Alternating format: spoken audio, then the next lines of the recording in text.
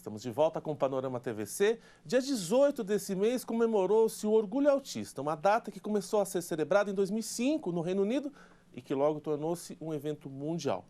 A gente conversa agora com a médica pediatra, a doutora Cláudia Boutros Carvalho, que fala sobre a importância do diagnóstico precoce e que os pais e familiares podem fazer para melhorar a qualidade de vida das pessoas com autismo, sobretudo as crianças. Cláudia, muito obrigado pela sua participação aqui com a gente. Muito obrigada a vocês. Doutora, a gente sabe que o transtorno do espectro autista tem ganhado mais luz, mais representatividade ao longo desses últimos anos. Essa visibilidade foi reforçada pelas redes sociais. Sim. Muitos pais, muitos familiares de autistas têm usado as redes sociais para falar sobre a causa. Apesar de muita gente estar familiarizado com a palavra autista, com o TEA, a gente não sabe muito no dia a dia o que é uma pessoa com autismo. A senhora poderia explicar para a gente, só para a gente começar o nosso papo, o que é uma pessoa com autismo? O transtorno do espectro autista, né, é uma alteração do neurodesenvolvimento que tem inúmeras causas. Né? Não existe uma causa ainda, né, definida. É claro que tem algumas crianças que têm alguma alteração genética, né, que o sintoma é a criança que faz esse jeito autístico. Perfeito. Né?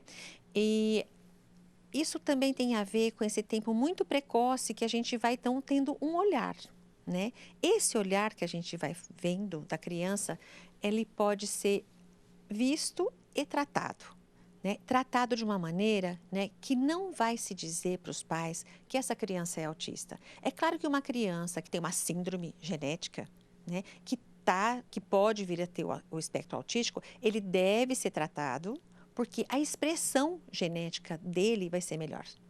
Né? Então, esse transtorno do neurodesenvolvimento é uma coisa que está acontecendo com um diagnóstico cada vez maior, é uma alteração, né, do arcabouço cerebral, né, que tem uma maneira de ser que não é uma maneira padrão, né? Mas eu acho que a gente precisa tomar bastante cuidado, né, que quando se fala em autismo, as pessoas acham um retardo, a gente acha que é alguém que não vai ter uma vida, a gente acha que está tudo acabado.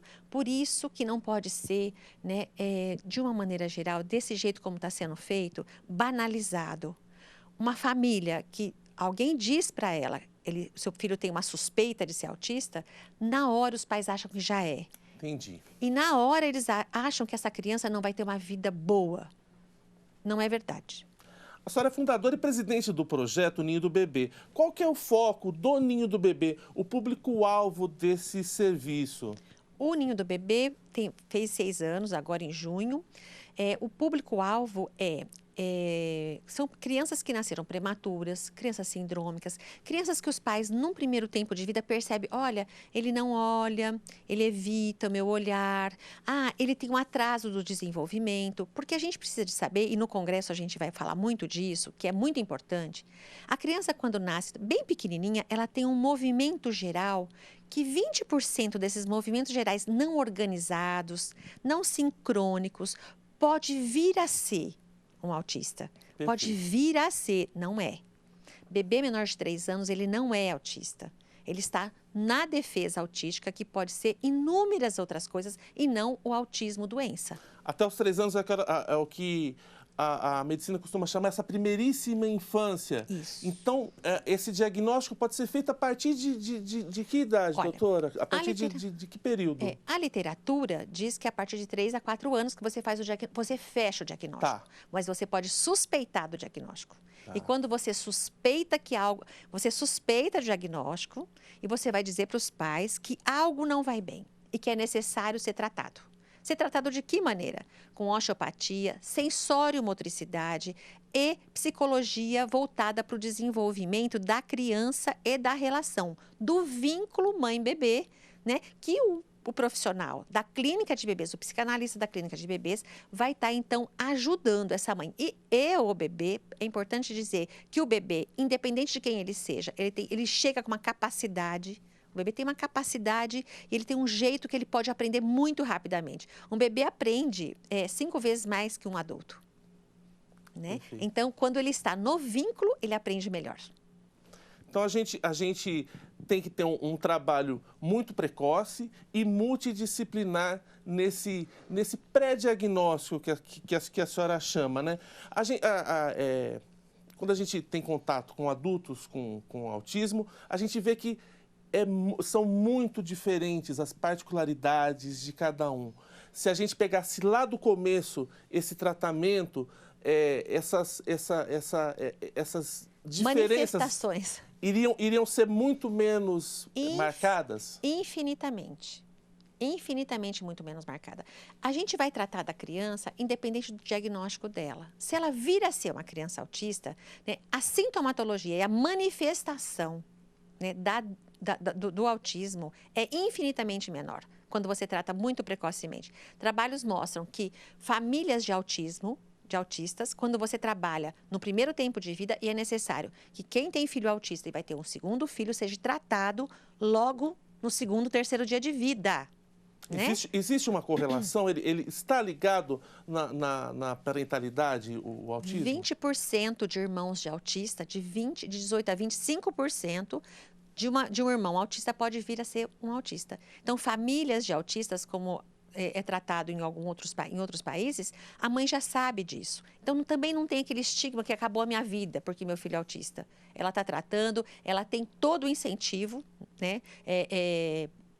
Todo o incentivo da saúde e de tudo, da educação, para tratar o filho dela. E ela sabe que se chegou um segundo filho dela, um terceiro ou um quarto filho dela, ela vai começar a tratar. Doutora, já deu para perceber que a senhora é bem serena com relação a esse assunto e nada alarmista. A gente pode falar para os pais lá de casa que estão nos assistindo, existem alguns sinais, alguns comportamentos que valeriam a pena a gente se debruçar mais e procurar um especialista? Ó, doutora, sem alarde ou sem essa coisa também, parece que é uma busca por uma patologia que talvez não existe, né? Exatamente. Olha, se eu puder falar alguma coisa para os pais hoje, eu gostaria que os pais não usassem TV, nem tela, nem absolutamente nada nesse sentido quando estiver com o seu bebê. A gente tem pego o bebê de 3 meses em frente da TV, em frente de uma tela. A gente tem visto mães amamentando, vendo o WhatsApp, vendo o Instagram. E o bebê está ouvindo. O bebê, quando nasce, ele ouve, enxerga, tem sensibilidade, ele tem frio, ele tem calor, ele tem cheiro, ele tem todos os gostos, né? Uma mãe, quando está amamentando e não está olhando para o seu bebê, né? 2 coisas pode ser. Ou porque ela olhou, buscou e ele não devolveu o olhar e ela desiste, né? Ou porque ela não está suportando ficar com aquele bebê ali e ela precisa muito de ajuda. Então, um bebê que não está olhando, um bebê que tem os movimentos muito assincrônicos, bebês que choram sem parar, não existe cólica de 24 horas, né? Bebês que não se manifestam, ele não quer mamar, né? Agora, tudo isso depende do time de cada mãe. Sim. Não levar tudo a ferro e fogo, né? Porque tem mãe que ela não está bem e tudo é demais. E tem umas que estão muito tranquilas, que tudo é de menos. Então, o que precisa? De ter o quê? Rede de apoio. Ter um bom pediatra que olhe para o seu bebê, ter um pai que esteja junto, uma avó, um parente, amigos, rede de amigos, grupo de mães e bebês, né? Que ela vai lá para o grupo, alguém olha. Você tá achando que ela está olhando para o meu olho? Parece que ela não olha. Porque tem mãe que acha que o bebê tem que ficar fixado no olho dela. Entendi. E não pode também, porque isso cansa o bebê, cansa o bebê. Então, vamos lá. Você tem algum diagnóstico? Você está com alguma preocupação, com alguma coisa? Procura um pediatra bacana. Mas não é esse que fala, não é nada. Ou aquele que fala, precisa, é tudo. É tudo. Então, acho que a gente tem que tomar bastante cuidado com isso. E aí, sou o pai de um bebê, eu já estou numa outra fase. Há uma suspeita, um pré-diagnóstico que o meu filho possa ser autista. O que eu faço? Se há alguma rotina que eu posso saber? Primeira coisa, talvez, calma, né? conversar muito com seus médicos e psicólogos, mas há algum tratamento, algo medicamentoso ou é terapia mesmo, é focar na terapia? É terapêutico mesmo. Tomar cuidado com o excesso da medicalização, Tá. né? Que a medicalização está tirando o potencial das crianças, né? Então, existe indicação de medicação, sim. Não estou dizendo que não pode medicar, não é isso. Mas o ponderamento com isso tem que ser muito, muito, muito importante que você saiba. E os pais também, né? Então, se eu estou achando que meu filho... Cuidado com rede, com os Instagrams da vida, com as pessoas que querem dizer que tudo é autismo. Olha, eu tenho pego bebês, crianças de 1 ano, 1 ano e meio, que andam na ponta do pé. Já. E o que mais que ele faz? Ele brinca, ele olha, faz brincadeira compartilhada, ele pega, ele puxa, ele chama a mãe, ele... Entendeu? Ah, meu filho não está falando. Só isso. E o resto ele faz tudo. Opa, isso não é autismo. Tem que ter vários sintomas, várias maneiras que a criança vai apresentando. E não é essa do Instagram, não é só essa que a gente põe no Google. Tem mãe que chega assim, então, doutora, meu filho está assim, eu estou olhando a criança, ele está assim, assim, assim. Falei assim, você foi no Google, né? Já está com o laudo pronto, né? Laudo pronto, porque o olhar dela é tão preocupante e a gente não deve, né, a gente não deve ficar incriminando essa mãe, porque o medo está muito grande. Elas têm muito medo. Então, nós, profissionais da área da saúde, da educação, precisamos ter muito respeito com essa família, que está muito sozinha, que está precisando de um segundo olhar, e esse olhar tem que ser honesto.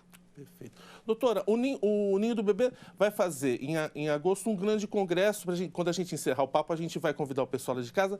Mas, além desses grandes eventos, dessas grandes palestras, o serviço faz um atendimento, um acolhimento dessas famílias. O que elas podem encontrar, as famílias que estão nos assistindo, podem encontrar ao procurar o Ninho do Bebê?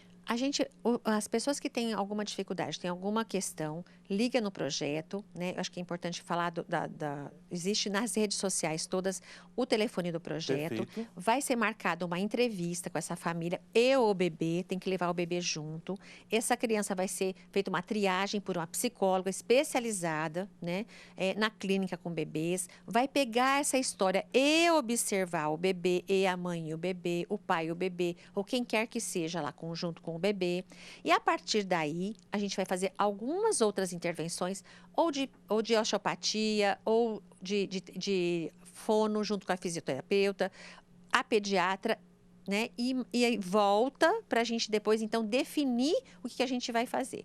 Às vezes, ela vem com outras questões, e não é para ficar no projeto. E a gente vai indicar para os serviços adequados. Perfeito. Para a gente começar a encerrar no nosso papo, eu gostaria que a senhora primeiro falasse do congresso. Nós temos um grande congresso em agosto com profissionais maravilhosos, e que a senhora deixasse um recado para os pais dessas crianças. Então, na primeiríssima infância, a gente já, de 0 a 3 anos, a gente já pode se debruçar sobre esse tema. Já pode. Uma mãe que está lá com o seu bebê, observa ele, observa com um olhar real, não com aquele olhar contaminado. Cuidado com os excessos. Não deixar na TV. Tem alguma dúvida? Vai falar com o seu pediatra. Né? No dia 15, 16 e 17 de agosto desse ano, na Sociedade de Medicina e Cirurgia, né, os profissionais da área da saúde, da educação e da assistência, ou qualquer profissional que trabalha com a primeiríssima infância, está convidado aí nesse congresso. Nós vamos falar disso, para esses profissionais ter esse olhar e ajudar essas mães a observar seu próprio bebê. Tem que observar, tem que acalmá-las, né? Ou dizer, olha, vamos, porque tem mãe que chega, ela não consegue perceber. E a gente, enquanto pediatra, percebe. E aí a gente começa, né? Então, vamos aqui, vamos ali, vamos fazer isso, vamos fazer aquilo. E a gente vai, então, encurtando e vendo o que o bebê, de fato, está querendo dizer. Se ele está com uma dor só, e não está querendo olhar, não está querendo se comunicar. O que é que está acontecendo? Então, é necessário esse olhar muito especializado mesmo, mas com muita vontade de ver. Para os pais, eu gostaria de dizer que não fiquem na tela com seus bebês. Esse é o meu principal recado, por favor, porque a gente tem pego a maioria das crianças que chegam para a consulta da pediatria com esse suposto diagnóstico, são crianças que ficaram muito tempo na tela. Ou que as mães ficaram muito tempo junto. Também a mãe também ficou muito tempo na tela, né? Foi sim. Não, eu sei que é difícil ficar com o bebê sozinha. mas procura outros amigos, outras pessoas e vamos fazer um outro vínculo com o bebê.